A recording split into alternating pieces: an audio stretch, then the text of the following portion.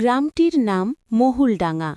গ্রামের পাশে একটা বড় ঝিল, যার জলে সব সময় কুয়াশা ভেসে থাকে। মানুষ বলে সেই কুয়াশার ভেতর বাস করে ঝিলের ডাইনি।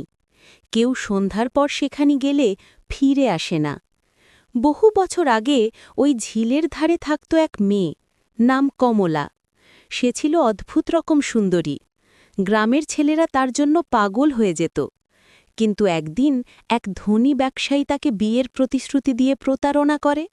কমলা দুঃখে ঝিলের জলে ঝাঁপ দেয়, আর কেউ তাকে দেখে না। এরপর থেকে গ্রামের মানুষ বিশ্বাস করে কমলা ডাইনি হয়ে ফিরে এসেছে প্রতারণাকারীদের শাস্তি দিতে। প্রতি অমাবস্যার রাতে ঝিলের ধারে নাকি দেখা যায় সাদা পোশাক পরা এক মেয়েকে। তার চুল ভিজে থাকে, চোখ লালচে, আর ঠোঁটে এক মৃদু হাসি। কেউ যদি তাকে দেখে ফেলে, সে মিষ্টি গলায় ডাকে, এই একটু কাছে আসো। যারা যায় তারা আর ফেরে না। একদিন গ্রামের এক তরুণ, নাম রবিন, এই গল্প শুনে হাসল।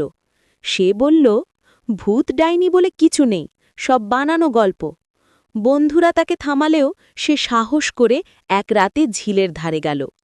চাঁদের আলোয় ঝিলঝিল করছে পানি। হঠাৎ জলের মধ্যে এক মেয়ের ছায়া দেখা গেল, সাদা কাপড়ে, ভেজা চুলে। রবিন ডাক দিল, কে তুমি? মেয়েটি ধীরে ধীরে মাথা তুলল, চোখ দুটো রক্তলাল, আর ঠোঁটে